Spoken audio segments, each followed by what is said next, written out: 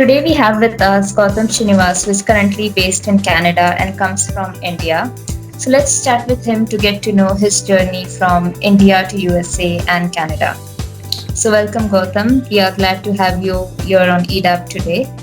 Let's begin our conversation. So tell us a bit about yourself, your education background and experience so far. Okay, I'm gonna say before we start everything, if I bore you, I'm sorry. Right? I'm saying if I bore you, I'm sorry. So, well, basically, my journey, I would say, I kind of started during my third year, to be precise. You know the job opportunities and scenario, right? During our college days. I mean, I'm a 2008 person, which means I graduated in 2012, right? So during 2011, the job Your market was little. bachelor's. Sorry, what? 2000, you graduated 2011 2000, from your no, bachelor's. no, 2012 I graduated. I Okay, was from supposed to, bachelor's. yeah, from bachelor. So during 2011, I was like, you know what do I do after this? Because I kind of figured it out, like with your bachelor's degree, you're not going to get anything. Like, I mean, in India, you know the job opportunities, not that I have to tell how it is and all those stuff. So I had two options in my mind, one to do a MBA and one to do master's. And really, what got me thinking to, I mean, I did my master's in the States. So 2011, during my third year, one fine day, I came to my mom and I was like, I don't know what I'm going to do. And my mom was like, okay, what are you talking? Like, I'm like, okay, I'm thinking of doing higher studies and stuff. So, and that's when my action, my path towards, like doing my master's basically started. So what I did actually was, I mean, I guess a lot of people actually, can correlate with what I'm trying to tell, because they think they need to get out of the country and do something like higher studies, but then they're not very sure what they want to do first. Like they just want to go, they just want to go, and they have no idea about what they want to do, like whether be it MBA or MS or whatever it is in their mind.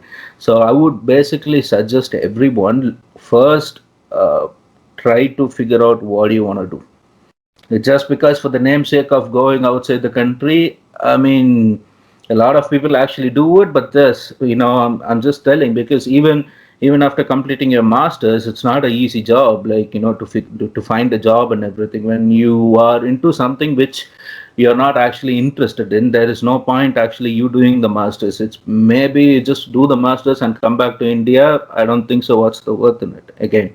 Right? So figure out what you want to do first. That would be your first step. And then say, for example, if you want to do an MBA or if you want to do a master's or whatever it is, uh, fix the course which you want to do first, and then try to look for colleges.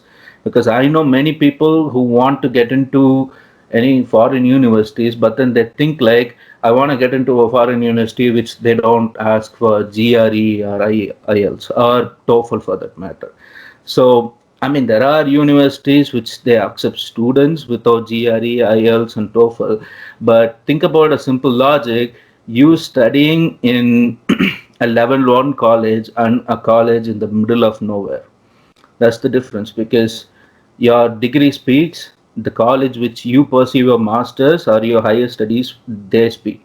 So to get into a proper college, or at least a college which has a proper name in job scenarios, if you are looking at, they might ask you for GRE and IELTS or TOEFL or whatever it is, whatever their requirements is. So I'll tell you, start preparing it. Um, if you're planning for it, give it like a 2 or 3 months time. Just prepare for it. Uh, like, it's not that everyone is shooting for Harvard or Stanford that you need to ace their mark in everything, right? Like, look for the universities. Like I told you, fix the course first, and then select the universities which you want to go into, and then look at their requirement, and then start working towards it. So shoot for the moon. I mean, if whatever comes in place, at least when you select the universities, at least I would suggest keep select like 5 universities. University selection again, that's a bigger process. Like you need to see what works for you and what their research is going on. And I mean, again, university selection is a whole different topic, like how you want to select the universities. So we'll keep it for another day. But then I'm saying, like I said, just keep select like 5 universities in place and then start working towards it. And once you get everything, um, see, do you want me to explain the whole process or what? No, I do have Okay, you questions. have a questions regarding that. So Yeah, yeah, we'll get to basically that. you do that thing and then you fill up the requirements and then just a process. It goes on. Did I Okay. answer your question? Yeah, that's good information out there. So tell us, what university did you go to and how did you like the university? Okay, basically, I applied for, like I said, like I selected 5 universities. Out of five, 4 universities where they have like freaking cold, like it's cold. I'm saying towards Ohio's and to the north of US basically, and So then one location was one of your yeah, basically, concerns. I no, it wasn't Weather, a I mean. okay. This is the how it goes, right? I was literally a shy person. I don't speak up. Now I do a lot, but over the time, yeah, it does. So when 2012, I haven't even traveled outside of India at all. Forget about outside of India, not even like inside of India, anywhere, not like major thing, like other than south of India. So I'm from south, so I haven't traveled out of south of India. Other than one time I went to Rajasthan for some paper presentation or whatever. So yeah, forget about it. Uh, so yeah, that was my first ever travel, and I don't know how everything works. Like I'm bad at my communication. Like I don't talk to people well. I don't open up. I'm like I would say I'm a reserved type person, right? So basically, when I selected the colleges according to the mark I got and according want to portray myself and everything. So I kind of selected 5 colleges. Out of 5 colleges, four, like I told you, it's in the north of the states, which during winter it's get really really bad. And the only college which I selected, which is at south, which is in Florida, nice weather. I did my master's in aeronautical engineering in Embry-Riddle Aeronautical University, which is in Daytona Beach, Florida. So I didn't know, like, I didn't really think about weather and stuff. But then, parents, right? Indian parents is like, yeah, don't go over there. What will you do at this weather, that weather? They kind of like, oh, you know what, you got the I-20s for this college is just, might as well just the college which is, which is the weather is fine and everything, go over there. So I said, okay, like, it kind of sounds okay. And then I went there, but look at me right now. I'm in the greater north, like, and it is cold over here. Mhm. So what I would suggest is to all the students out there, don't keep weather like the place where you're going to study. Say if it's like really terrible weather, don't keep that as a deal breaker. It's not a deal breaker at all because you never know where you're going to work. Like once you say, for even like me, take me for example. I did my masters in Florida, but then I ended up coming to Canada, right? And all my workplaces was in Chicago and Minnesota, which is cold again. So, like I told, just while selecting the universities, geographic thing doesn't, don't keep that as a deal breaker. So, yeah, yeah, I did Okay. my master's in Embry-Riddle Aeronautical University, which is in Daytona Beach, Florida. Okay. So taking a few steps back, tell us, how did you find the university application process, including arranging for all the documents and Hmm. everything? Okay, so let me, let me go back to my 2012 days, right? Like this was close to my graduation time. I had to basically send out all the documents and everything needed. So during that time, I would say, like, basically during 2012, the probability of people coming, going outside the country to do a master's was kind of low. Yeah. was kind of low because there wasn't many places where you can go and ask for help because now I mean during that time they haven't mentioned like what to do and what not to do in online too. It wasn't a big process or uh, anything. There wasn't much information about it. So basically, Right. I had to join a consultancy kind of thing. So they kind of helped me with all the process. So basically, the important stuffs for you for any students out there. To get selected to an university, first of all, it's your statement of purpose, which is SOPs. Excuse me, and your letters of recommendation, which they call LORs. So you need like, I mean, it depends upon the universities, I think, because my university asked for three letters of recommendation. Some universities are okay with two, or some may even ask five. It depends on the universities you select. And your LORs has to be strong. You can find a general template online. It's just that you go to your professors who you studied with, and then they try. And if you guys have any work experience before it, even that works too. Uh, Format a proper LOR that should work fine, and then you need to write a statement of purpose, which is pretty much like, if I want to put it in layman terms, why do you want to come to US? It's pretty much the same question they ask in the state, during visa process. Why do you want to come to the US, and why do you select this university, and why do you want to do this particular course? To make it more presentable, I would say start off with what actually is a what pushed you to do it. Literally start off with the story. It pretty much like you writing your own autobiography till that pretty much the date. Like whatever you do, write it. Doesn't matter. Just it's all about you writing it, and then worry about, we can later worry about striking out what is not needed and all those stuff. Just put in all those ideas, like brainstorm in with yourself, and then get in all those ideas.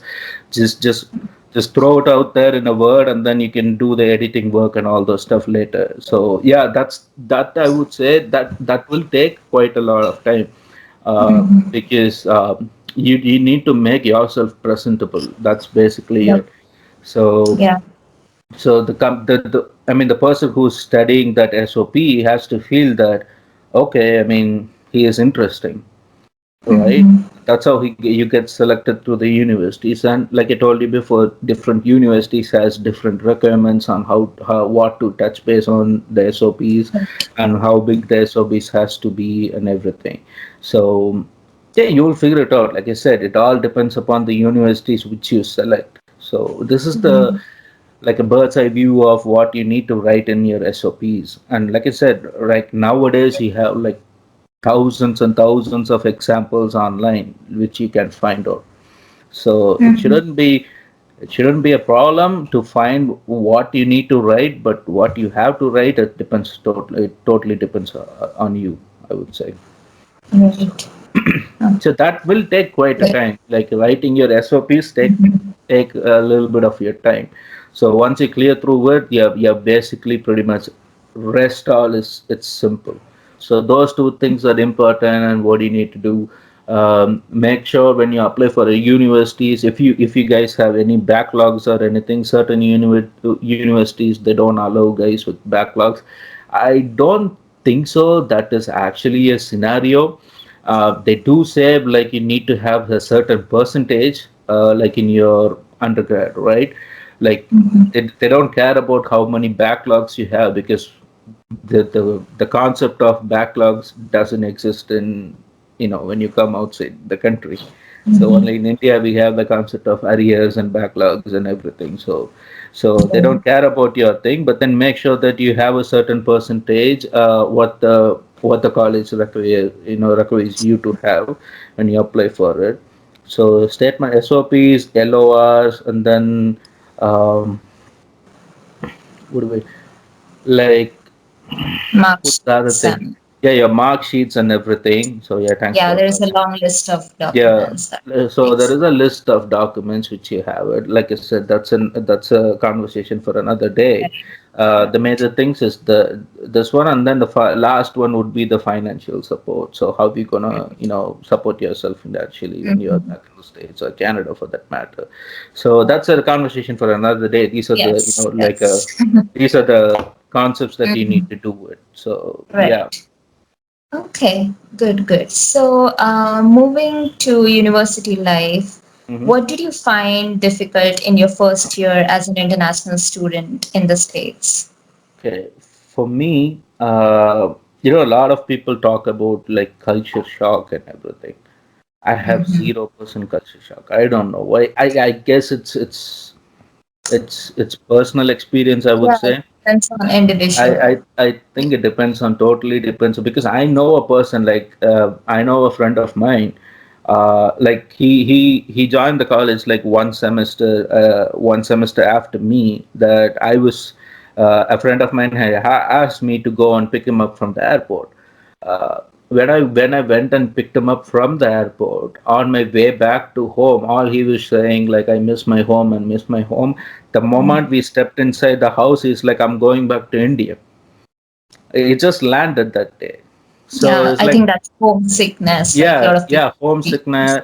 I mean, even for seeing people, like like when he come outside the airport, he was looking at the people. It's like, yeah, I mean, you could see something is wrong.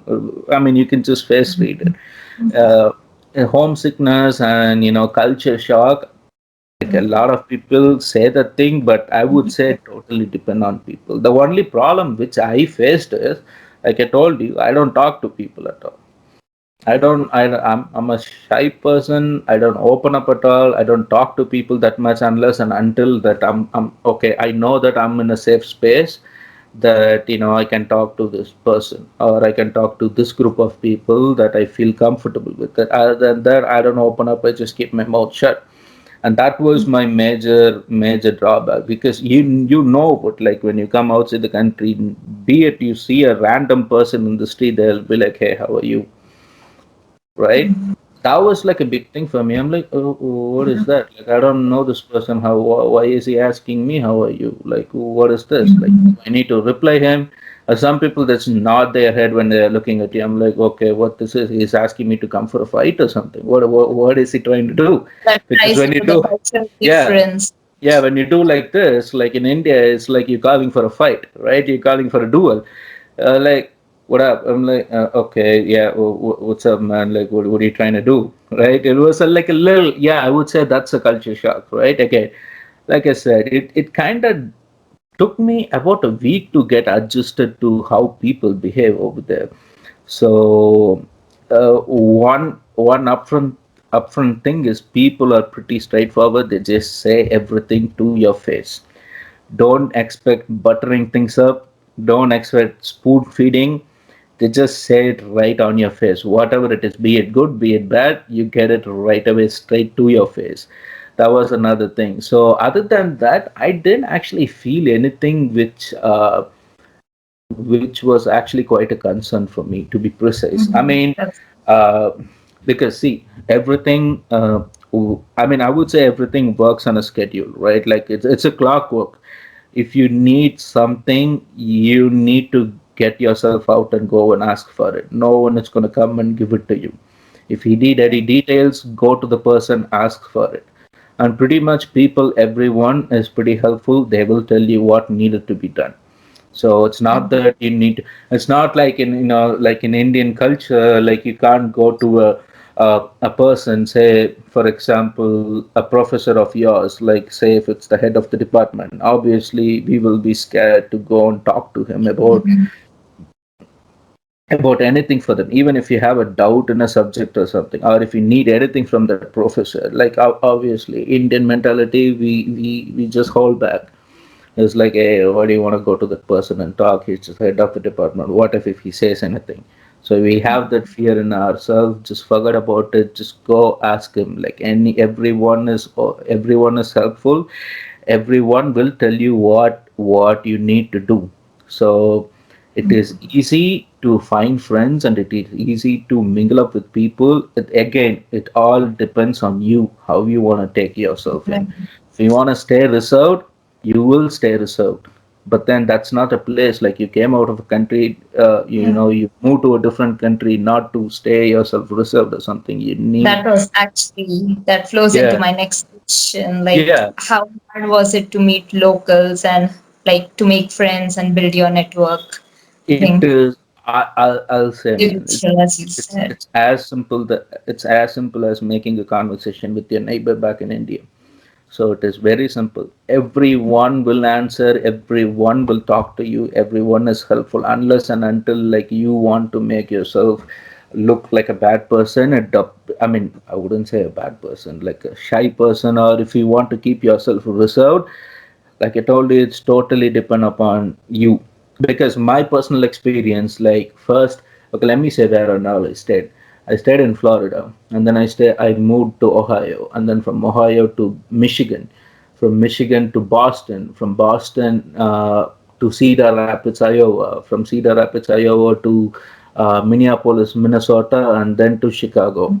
This is So all for jobs, right? yeah, Like, fine. for jobs and my journey towards my entire stay in the Right. States, right?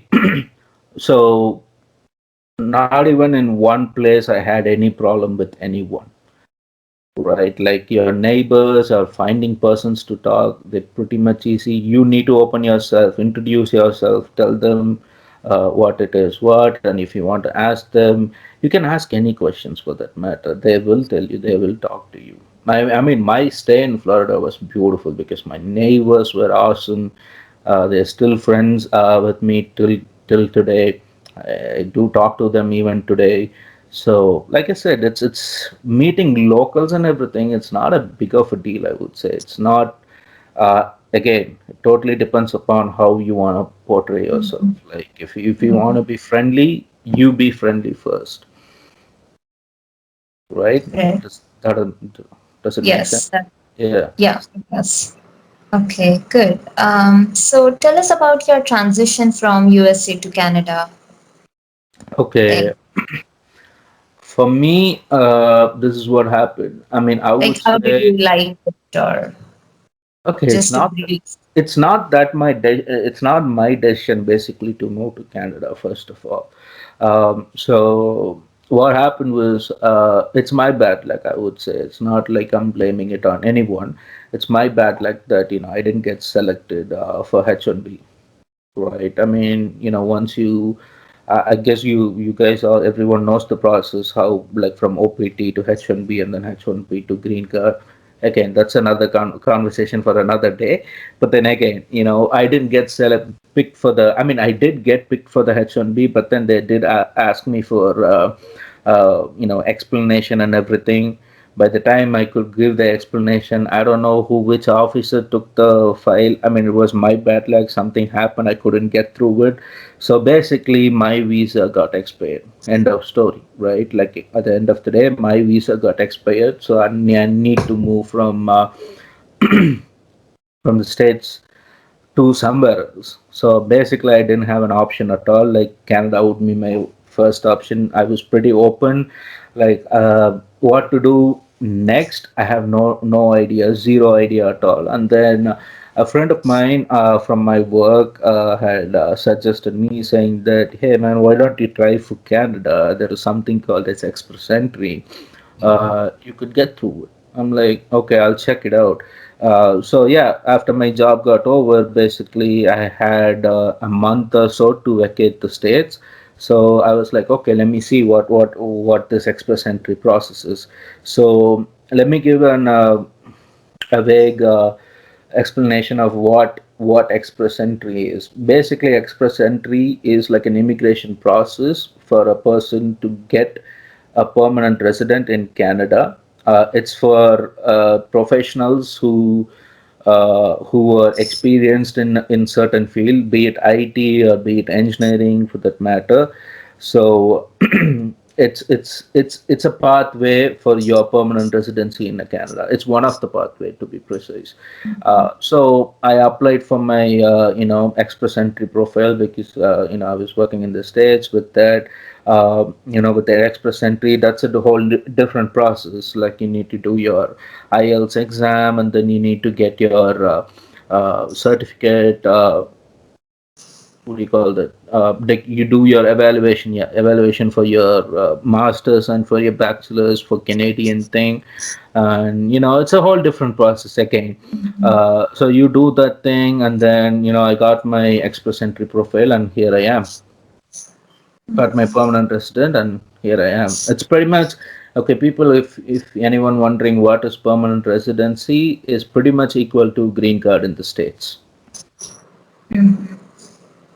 So Right. yeah, once you are a permanent resident, and I mean, if you have stayed 3 years in Canada as a permanent resident, you are eligible for a Canadian citizency, citizenship. Sorry, my bad. Yeah, Yeah. How's your stay been in Canada so far? it's been pretty good, I would say. I That's good. think me moving to Canada, um, without my, like without my first, how do I put it? Because like I told, It's I never planned for Canada, right? right. So I would say this is a blessing in disguise that I moved to Canada. That I kind of feel it better. I mean, weather-wise and everything. I mean, again, that's states is better, but then quality of life and people-wise, I would rate like Canada would be far better than anywhere else. I mean, people are nice over here, and I mean, it just feels good. It feels home. That's it. It's simple to be That's put. good. It just feels home. That's it. Good, good. Okay. So do you think having a platform like eDAPT would have made your process smoother or more easier I mean, throughout your journey? yeah, sure. Okay, let me put it this way. Just because for the sake that I'm interviewing for a person who is working in EDAP, I'm not just making things up. I'll tell you that way. So, like I told you before, during that time, like during my graduation time, there was zero stuff online, zero help that I have to do myself. Like I have to go find a consultancy which works for me. I mean, my consultancy was fine. I mean, I don't know how they are right now, but then you can't expect the same from any person who is helping, because pretty much everyone is money minded. They just take the money from you and they don't do the work. So it's I mean, like I told you, it's zero help from anything. Everything you have to do yourself. Like, because for the first time when I came to States, like I told you, I don't know anyone. Like I don't know anyone at all. Like the day I came home, I was like alone. I don't know where to go for. I mean, I was pretty hungry. I don't know where to go. It's a new country for me, and then I didn't have any bank account or something. I just had cash in my, like hard cash in my account, or like in my hand, right? And of course, Indian mentality comes to play. If you'll be like, hey, what if I keep the thing and someone will come and steal it? What do I do? Right? It just comes up. Like you can't regret the fact it just comes up, because I was staying alone. I don't know, like all you see about these movies, or all you think about the person. What if something happens, and who do I go and talk to? Pretty much, I slept without eating anything. So on that day, right? I was just out of fear. So like I said, or even for small things, you don't know anyone, or you don't know what you want to do or what you have to do, and where to go for something. So I would say a platform like EDAP will put you in place. Like, be it from selecting a university, after, say for example, you got into a university, and say for your housing, right? uh, Yeah. you don't know where to go, because it's not like you're moving from one place to another which or a language. I mean, forget about it, language wouldn't be a part. Like, of course you speak English, but still then you don't know who to trust, and where to go, everything, right? Like, for simple stuff, say for even for you move to a place, you need a guy, you need a person to find a place for you, or at least tell, okay, you don't go to this place, this area is kind of shady, stuff like that, you need a person to tell you what to do, basically. So EDA basically does that for you, right from your housing. Like, if you need any help, or say, be it a mentor, any person, like if you want to talk to the person regarding how the how the courses works, or how the job works and everything. I would say EDAP will help you no matter what. Like, at least even if the app helps you for a single small thing, which is actually useful for you, wouldn't you agree? Be it Yes, of finding, be course. it finding a home, or be it even finding a grocery store near you, or being finding a place like for something that you have to go and do it, or finding a mentor, or if it helps you with a job, anything, if it does a simple thing for you with the help of that app, I would say that is actually helpful. True. I wish I had an app something like that when I graduated. It would be really helpful for me. I mean, not Yeah. helpful for me, for everyone, I would say. Right. Right. Okay, good. So, lastly, any advice you would want to give to future students or professionals wanting to move to USA or Canada? Okay, this is most probably, I would say this advice should be for the parents rather than for the students, I would say, because you know what, again, coming from an Indian background, you know what the decisions. I mean, I'm not saying every single parent is like that.